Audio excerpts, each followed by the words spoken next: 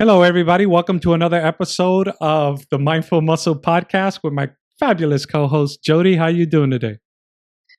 I'm fantastic because Gio's back. If you're new here, welcome.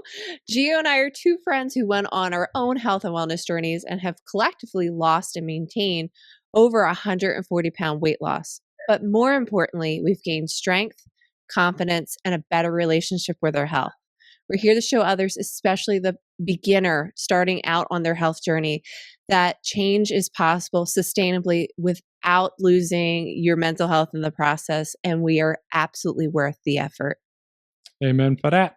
Our next guest, Courtney McCarthy, is an ACE certified fitness instructor and confidence coach. Would love to ask her more about that here in a bit, who works with women who are sick and tired of trying to make themselves smaller. Courtney's mission as the CEO and founder of Loyobo, we need to find out about that, an online fitness community for women, is to show women how to write your own rules when it comes to fitness and health. Let's welcome our guest. Courtney, how are you doing today? I'm good, thanks. Thanks for having me on. I'm so excited. Cool. Jodi, take it. So, Loyobo, am I saying that right? Yeah, Loyobo. Yeah, you got it. What does that name mean? It's different. It is different, and it came about after a bottle of wine. So, Mercy.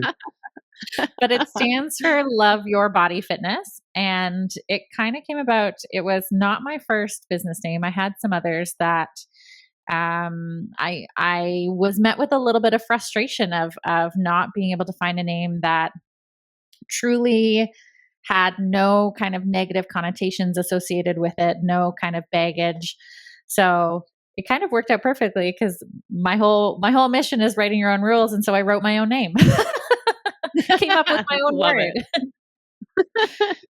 Yeah, that's Keep awesome. going, So what is your story? What made you want to come up with this community and that name? Yeah, great question.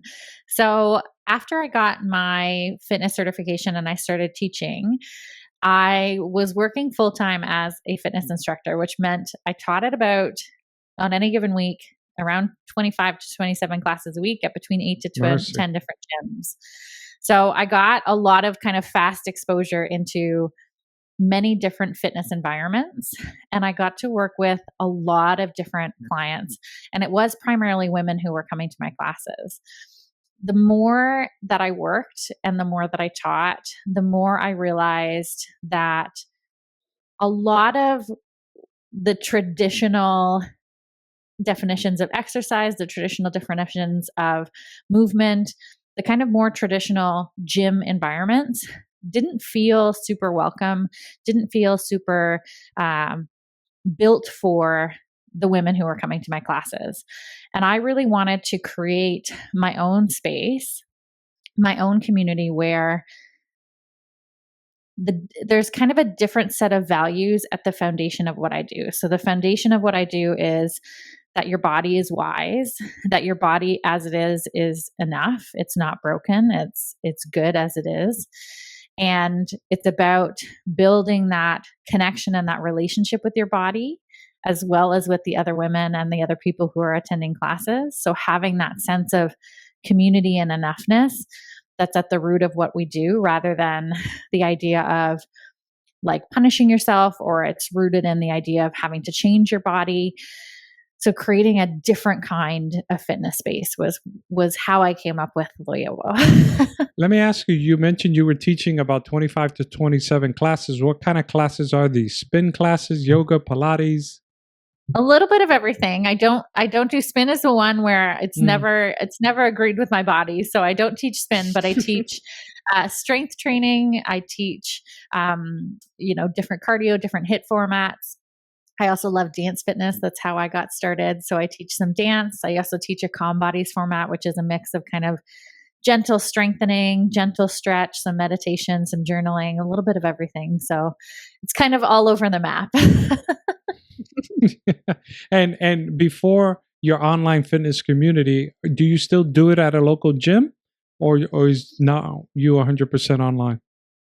I do still teach some in-person classes in my kind of local community, but everything I do through Loyobo is either online or we have some special kind of pop-up in-person events, but primarily it's all online now. Nice, nice. So, what is your history with fitness? What led you to becoming a certified instructor? That's a great question because I think that the more typical pathway to becoming an instructor is exactly like you said, Jodi, of someone who has always been athletic or super into sports and fitness, and they kind of have that high school experience and then they go on to study kinesiology or get their personal training certificate, and that kind of leads them into the industry. I had a really different experience. So my relationship with fitness, I think, mirrors a lot of what many people go through. Is I had a really disordered relationship with movement, especially after I kind of was out of the high school years of when I stopped playing team sports, when I kind of stopped engaging in what I would say like more carefree, fun movement. It became all about losing weight or maintaining a certain body size. And so I really associated fitness with thinness, with burning calories, with looking a certain way, with being good enough and proving myself to be worthy. What really sparked the change in me was I took and before I actually go into that, so it meant that previous relationship with exercise meant it was always kind of up and down, where I'd have these periods where I'd be super committed to working out or joining kind of a fitness program, and then it often would peter out and I'd struggle with motivation. So that all changed when I took a specific Zumba class where I lived in Ottawa, and it was with an instructor who I'll always credit for being the start of something so new and so different for me. It was the first time as an adult I had ever experienced true joy in a gym, where I was surrounded by women of all different ages and fitness abilities and backgrounds, because it was a women's only gym that I had gone to this class at. And it was an hour that like flew by, and I had so much fun, and I didn't feel like I was comparing myself to anyone else. It didn't feel like that kind of competitive environment. It just felt like a bunch of women moving their bodies together and having a good time. And that was like revolutionary to me, that experience. I remember multiple times being brought to tears in her class because it just felt so incredible. And it's the first time where since that class, my motivation now for daily movement has like never waned, because now I seek out joy and that same sort of experience. And that was my mission, is I wanted to give that sort of experience to other people, and especially other women, to show them what's possible when it comes to fitness and movement.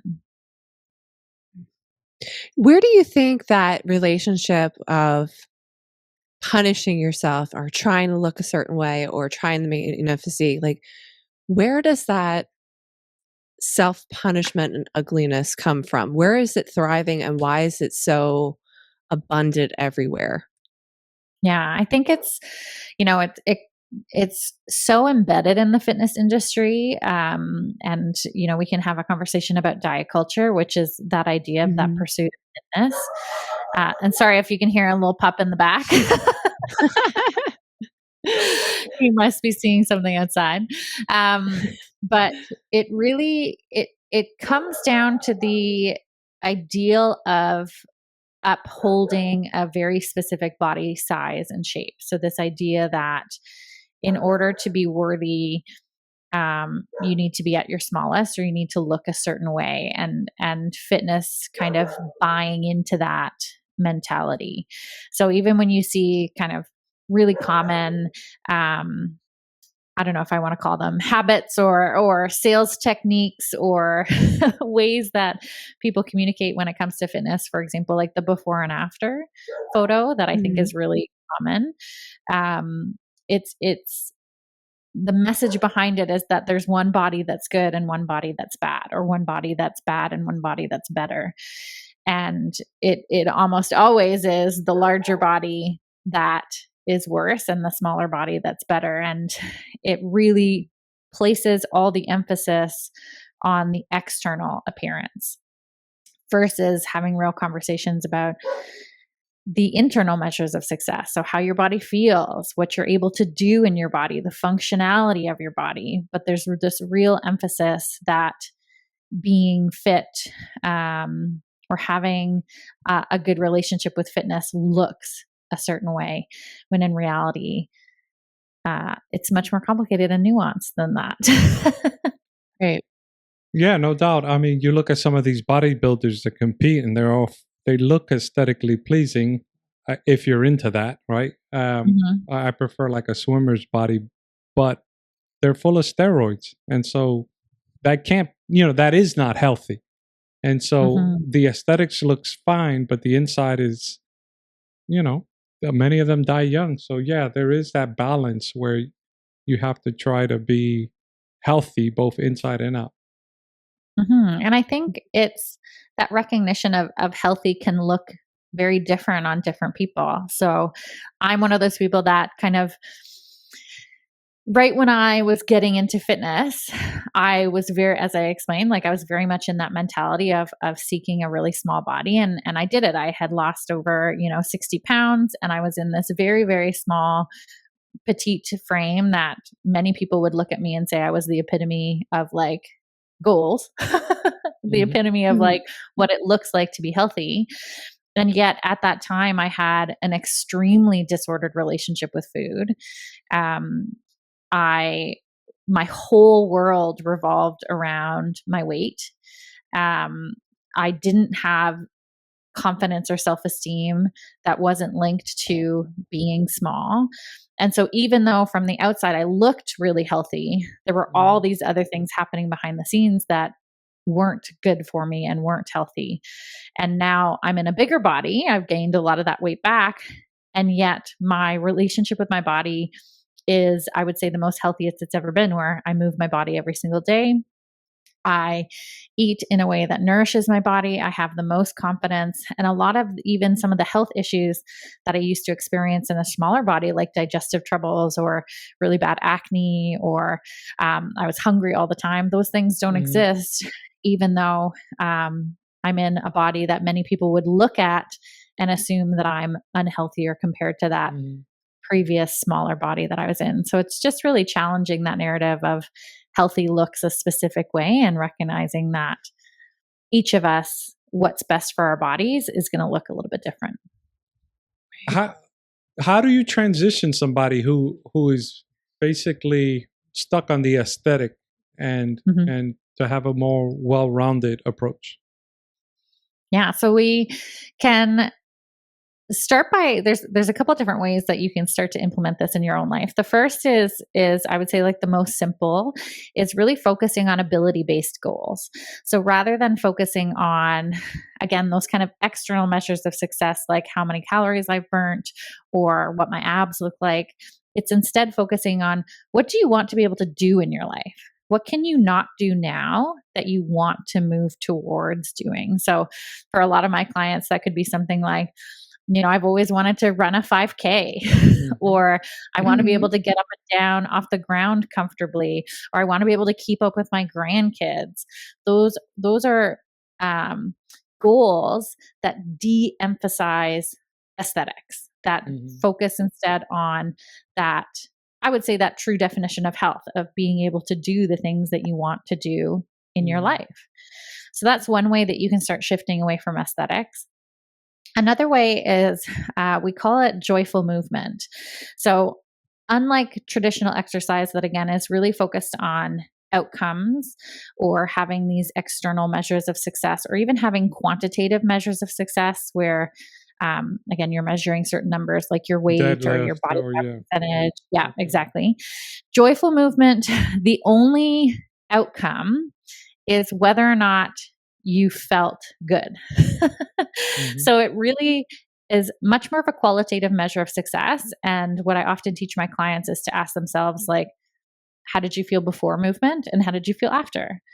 Do you feel like you gave it your best? Do you feel more energized? Do you feel more relaxed? Do you feel more grounded in your body? Those sort of measures of success that, especially if you struggle with motivation, can be much more forgiving ways to measure success and to feel excited about movement and to feel like the movement that you're doing has a purpose, even if it breaks some of the traditional rules of exercise, which many of us have them, right? Where it needs to be a certain length. Like many clients I've worked with, if it's not 60 minutes, it doesn't count. If you don't get sweaty enough, it doesn't count. If you're not sore the next day, it doesn't count.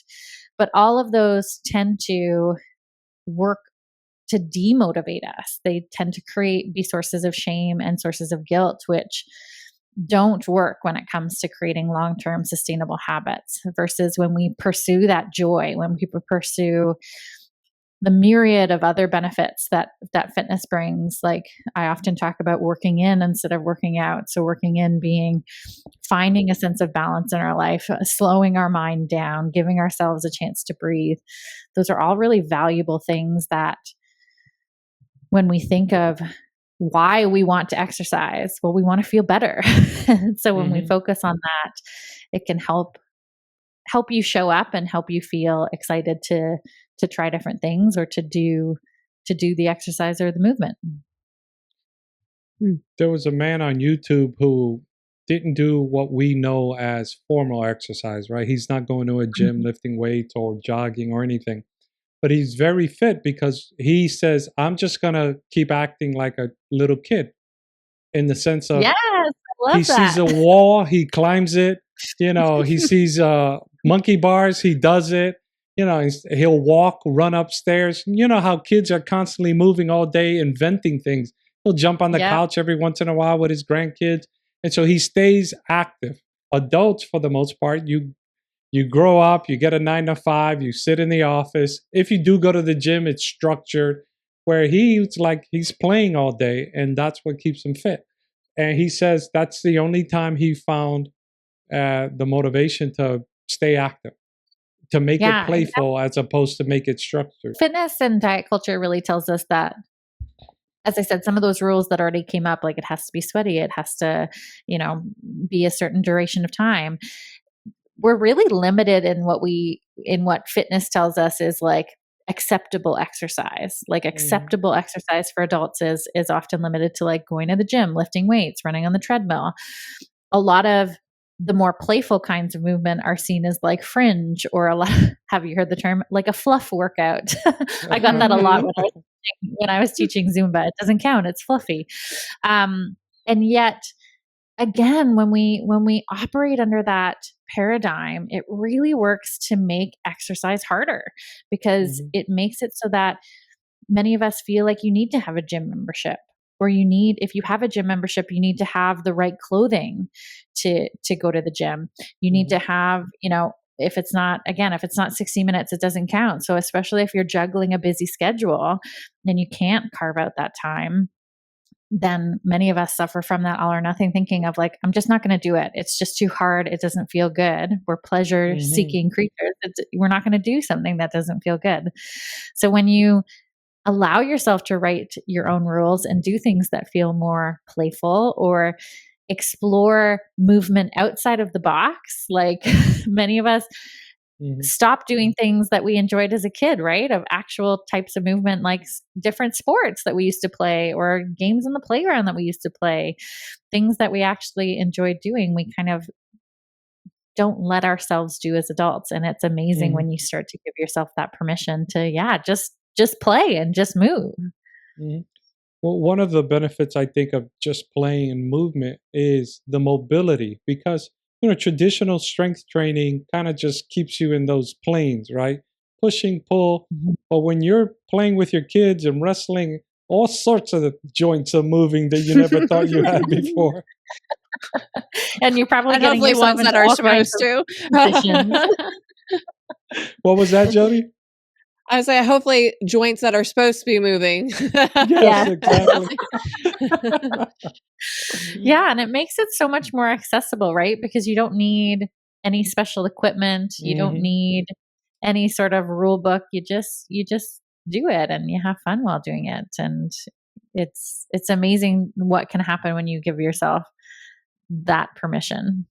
And with like the economy the way it is too, like a lot of people assume that they have to have this expensive gym membership. They have to have these clothes, these supplements, these workout wardrobe, when any, like you said, any movement that you can find joy from, it doesn't have to cost anything. Just play, find movement. That being said, though, let's talk about even if you're doing playful movement, there has to be, or let me hear your opinion, right? There has to be, though, some structure to it, in the sense like you just can't do it once a month, right? The human body does need a little bit more than that. What do you recommend, to people for your type of working out? Yeah, that's a great question, and even a great discussion point, because I do feel like there's a lot of recommendations as far as how often you should move as an adult, or what you need as a minimum to kind of feel good. And especially if people are just starting out, or again, if you're struggling with consistency, if you're struggling with motivation, I often say, like, throw those rules away. Because for most of us, again, they're not helpful. They're not causing us to be excited. Most of us are kind of putting them as one other thing on our to-do list, that if we don't meet those standards, we feel like we've failed. So I often tell people to start with just 5 minutes. And mostly because that feels so doable to everybody. Yeah. And you can do almost anything for 5 minutes. So even on my community, in my community, we have a lot of like 5-minute workout videos. And it's so funny because a lot of clients, when they're first starting, they're like, 5 minutes, like, how can I do anything worthwhile in 5 minutes? And then they try it and they're shocked to be like, my heart rate got up, I got a little out of breath. I felt maybe a little sore the next day. All these things that you don't think that can happen in 5 minutes do. And it's amazing how much it makes a difference. So starting really small can be such a powerful way to start introducing more movement to your life. And again, to give yourself permission that if 5 minutes works for you, and it's what keeps you consistent and what allows you to start showing up, that's fantastic. And many of my clients, they experience this kind of like snowball effect, where if they give themselves permission, okay, no matter what, I can do 5 minutes.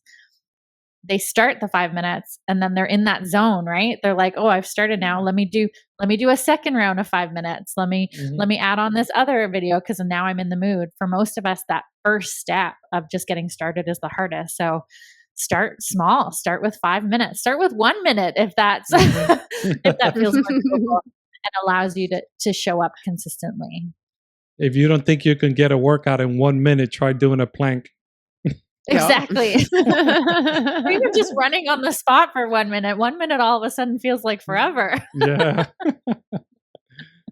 Can you share some of the way the old rules for you and your clients have, like, what are those old rules that have been rewritten, and what do they look like, and how has it changed their lives or yours? Definitely the duration one is a big one, like of giving yourself permission to embrace shorter, kind of unconventional periods of movement. So whether it's 5 minutes, whether it's 10 minutes, whether it's 15, I find that helps create that consistency that you're looking for, where you're not skipping a workout because you're like, okay, even if if I don't feel up to 30 minutes, if I don't feel up to 60, I can at least do 5 minutes.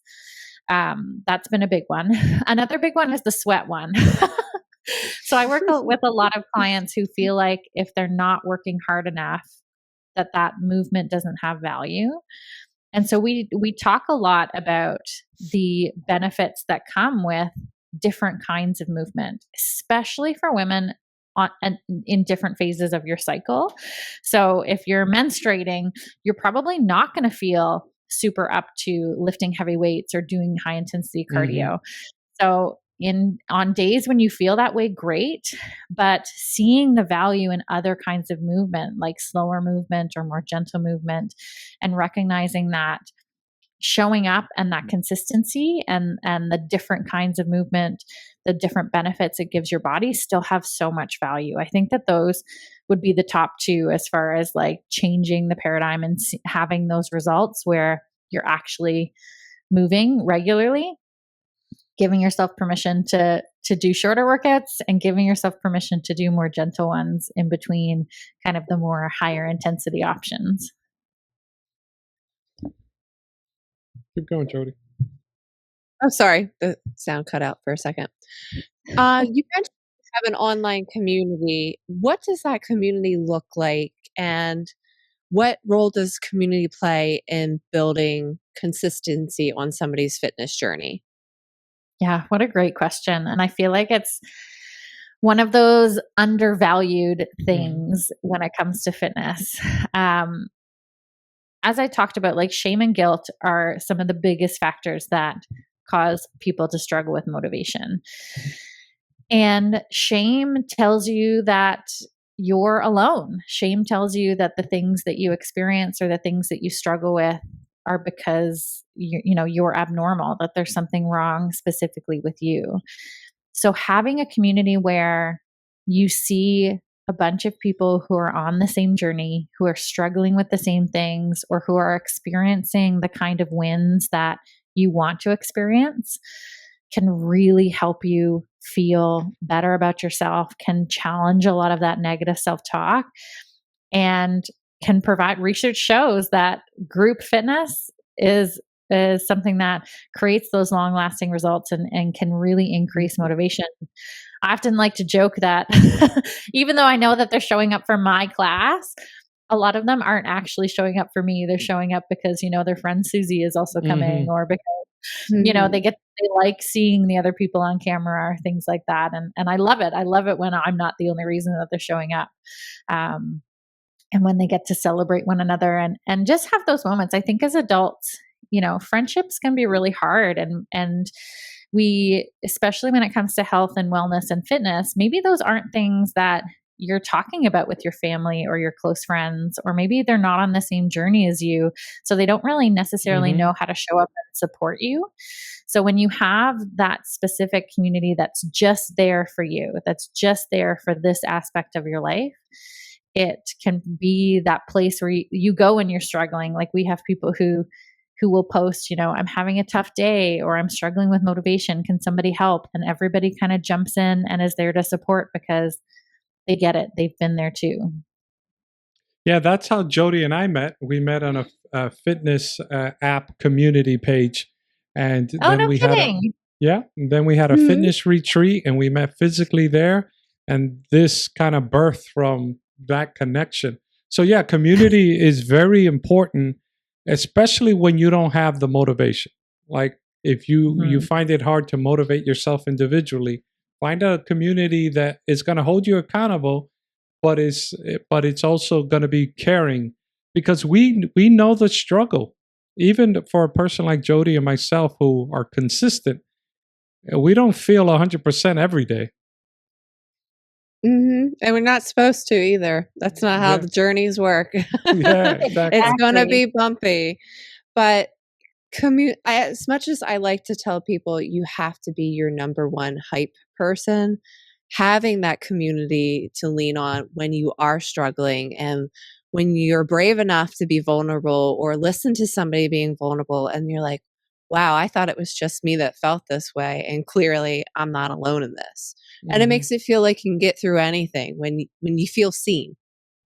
And it also makes you, I think, really feel connected to like what's possible for you as well. When you see other people who look like you doing things that you want to do or want to be able to do or feel like you want to, what's the word that I'm looking for? It shows you what's possible. So often, especially on social media, a lot of the times I love to just post videos of me moving. And one of the reasons I do that is because I think it's important that like other size 16 bodies see that you can move and enjoy fitness as a size 16, and really having those role models. And I think that that's also really important when it comes to feeling inspired and feeling motivated, is seeing other people who look like you or have a body like you doing like really cool, awesome things. No, I Yeah. Or agree. having fun in their body. Not that it's the same thing, but you look at, for example, NFL linemen. I mean, these are some of the biggest people, 6'4", 350, 360 pounds. And all of them could probably run a 40-yard dash faster than I can. So, we sometimes, because I've never been a fast runner. So, sometimes we focus so hyper on the aesthetics that we forget that, once again, the inside could be rotting if you're doing it the wrong way. Well, think about the Olympics, the last Olympics. I felt like social media did a good job pointing out that these are Olympians and it's not one physique that's an Olympian or an athlete. Athletic bodies look completely different. It's not like a cookie cutter physique going out there. And I think that's important, that representation matters with body types. You nailed go it, ahead. Jodi. I think social media did a great job this past Olympics of really highlighting so many different body types and so many different activities and sports, and reaffirming that idea, as you said, is that there's not one specific body type of an athlete. There's not one specific body type of what it means to be fit, and that ability is different than aesthetics. Yeah, and that's the thing. If you can move your body, then that's what you're after, right? No sense of having let's say a bodybuilder body if you're that stiff person, you can't even play basketball, or you can't run around with your kids because you're so tight, no mobility. Switching subjects here a little bit, you talk about diet and that diet culture. What's your perspective from it? Because Jodi and I talk about that, but perhaps we're coming from a different angle. Yeah. So one of the definitions, and it's quite a long definition, so I don't have it fully memorized, but Chrissy Harrison is the writer of the Anti-Diet book, and she's got a really thorough definition, which it's primarily about idealizing and focusing on thinness being the ideal, and kind of worshiping thinness at all costs. So that's really the kind of definition I'll say that I operate under of and that I push back against. I think it's operating similarly under the health at every size paradigm, which I consider myself a health at every size professional, which is that idea that again that there are different body types and there are different ways to look healthy, and that there is worth and value in having different body types. Okay. And, is there an extreme though, where you can go too far on either side? Like, for example, I'm 100% plant-based. Jodi is not. And recently here, Jodi and I are definitely against any extreme. Recently here, there was a young lady who was a fruitarian. She only ate fruit and she ended up dying. Yeah, she ended up dying. She was she looked like skin and bones. At that point, you have to call it out. Where do you stand on that?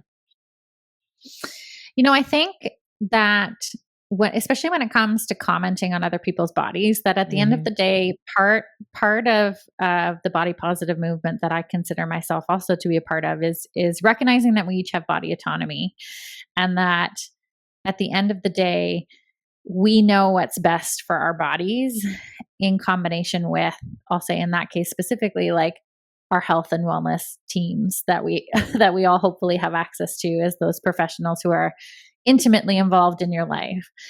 For the rest of us, like I try to, as much as possible, like not comment on other people's bodies at all, mostly because the only thing that I can comment on, unless I've intimately worked with them as a trainer, is I can only comment on aesthetics, and I can only comment on those kind of generalizations when it comes to nutrition or what the science says. hopefully it's about, what I look at as my role is empowering each person that I work with or each person that I come into contact with, of saying, listen to your body and what feels best for you. Because we all know what makes us feel our best, which is, as you said, like being able to do the things that you want to do in your life, feeling like you have energy, feeling like you're able to sleep, all of those factors that make us feel our best. Only you know when you're feeling that way, and only you know when you're able to decipher, okay, that didn't make me feel so good, that wasn't how I want to feel, and then using that information to make the best decisions that you can. Does that make sense? Yeah. It makes sense, because look, ultimately, there are days where I don't feel the best, but I know I'm healthy, right? For whatever reason. You may not feel well. Like right now, actually, I'm kind of sleep deprived. I just moved from Texas, but I know overall, if I'd get a medical exam, I'd be considered healthy. So yeah, I could see that.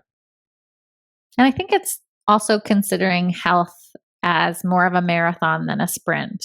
Mm-hmm. Like healthy can look different at different points in our lives, depending on what's going on.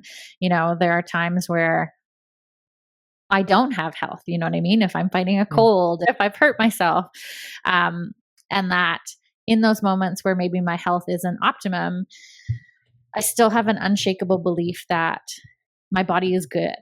You know what I mean? So I think it's that shift too, is like, yes, pursuing health is great, but also recognizing that even if you don't have health, even if you aren't where you want to be yet when it comes to how you want to feel, recognizing that your body is still really good, that you are still really good, that you're worthy of love and respect and good things, I think is a really, pardon the pun or pardon the use of the word, is a really healthy approach.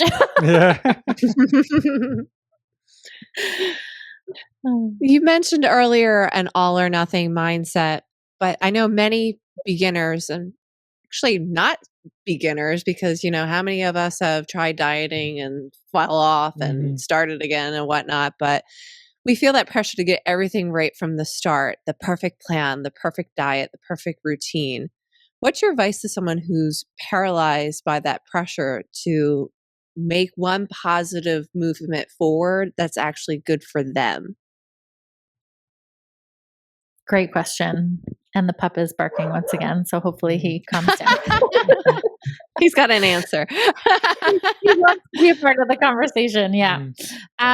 I think my biggest, I guess, advice or tip or reframe is to really get curious. Where when it comes to the choices that we're making, when it comes to learning about our body, the best thing that we can do is ask questions, is to get curious about how different things make us feel, to get curious about what happens in our body when we choose different things. And that can help. Sorry, he's really chatting. Ignore the dog. We are. But what I was going to say is I was even chatting with a client earlier where we were talking about the definition of good enough.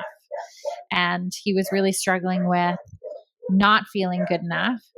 And we talked about what does that mean? What does it mean to give up that idea of perfection? And it was a really challenging question, but I think that when you're able to sit with that and think about those answers, then a lot of really profound self-realization can come out of it that allows you to start taking that action and seeing some sort of progress rather than getting stuck. Yeah, I can see that as well. It's because I think there's a book, right? The enemy of good is bad, or something. Good is perfect, or the enemy of perfect is good, or something like that, right? Where people drown in trying to get everything 100% right. Just get started and let the curiosity take you to where you at. Like for me, it would never take me to CrossFit, but that's Jodi's world. And I also, I know Gio and I, we did an episode months ago where we talked about if we were starting our fitness journey over again tomorrow, what we would do differently. But just because we would do something differently tomorrow doesn't mean we made big mistakes in the past. You learn by taking a step forward, and you will have to pivot along the way. And even if we redid it differently tomorrow, who knows what 5 years from then it would look like. You're always learning, and you're always having to change directions. And that's anybody's journey in life. You just have to move forward. Yep. Yeah, it's part of like embracing the mess. And there's a term that we use in the body positive movement, which is like radical body acceptance, which is that idea of like, it's just accepting and finding peace with exactly how your body is at this moment, and being able to operate from that and make choices from that. So it's embracing the messy for sure. Before Jodi asks one of our last questions, where can people find you? Like, I know this is your Instagram handle, but what's the best way to reach out to you? Definitely where you can find me the most often is on Instagram. That's where I love to hang out the most. Other than that, I also offer free confidence calls for anybody who's looking for a little bit of motivation and support. And this is where, if you want just help identifying some of the next 3 steps that you can take to feel more confident in your body and in your fitness journey, that's always a great way to reach out. And you can do that just by finding me on Instagram and sending me the word apply, and I'll send you that link to book that call with me. Okay, dude. Thank you very much. And there it is, right? Love your body fit. Loyobo. I have a question before my final question. So say somebody joins your community. Can you walk us through what that experience is for somebody joining? And is there a specific type of woman that should be considering joining? Is it only for certain people facing certain challenges? What does that look like? Great question. Sorry, I was giving him a moment. It sounds like he's hopefully calming down from whatever's happening out there. It's really for, and I say it is primarily women, but I want to be clear that like it is open to anyone who feels like it would be a safe community for them. And it's for the person who has tried everything, who has tried the fad diets, who's wasted money on gym memberships, who has felt like they've been stuck on the same kind of yo-yo cycle of shame and diets for a long time, and they're ready to try something different, and they're open to trying something different. And as far as like how people get started, there's no kind of one specific pathway, because it is really about empowering them to choose what's best for them. That's why we have a mix of live classes that are kind of like if you attended a studio, but from the comfort of your own home, where it's like at a specific time and you show up and there's people there with you and an instructor live. But we also have on-demand videos where you can kind of do them at your own pace and at your own schedule. And then we also have workshops and coaching calls to support, where we have conversations kind of like this, where we're discussing ideas and we're discussing different concepts, and people can ask questions and get support, which I think is a really great way to get started, because you're able to kind of get that individualized support of what is going to work best for you in your life at this moment. So does that answer your question? Absolutely. And my final question is, what do you hope every woman who crosses path with either you or with Loyobo walks away believing about herself?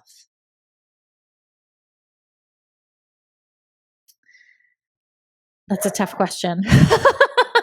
I feel like there's so many things that I want to answer this with, but I think the biggest thing that I want that person to know is again that your body is good, and what you're going through, whether it's struggling with motivation or anything like that, is normal, and you're not alone in it. And it's possible to feel differently, even if it feels so far away right now. It is possible to feel differently in your body. I'm living proof of it. Well, Courtney, thank you very much for being on the Mindful Muscle podcast. Yeah, I'm like, it's hard. I'm also a minister, and so I come across people and they just can't seem to find what clicks for them. And they ask me questions, and I know Jodi has experienced this as well, where you can see it in their eyes. They're not really going to make the change. They kind of want the results without the hard work, and it's hard. And so I think your approach can be something they can try, because to be frankly, I've never thought about it. I'm still in the mindset of you go to the gym or you do something in the gym, But this play or doing it different is a good approach. So thank you for being on the program. You're welcome. Thank you so much for having me, and for being willing to have conversations like this. I think it's so important to creating a more inclusive, approachable, welcoming kind of fitness. Absolutely. Thank you very much. Until next time on the Mindful Muscle podcast, be blessed.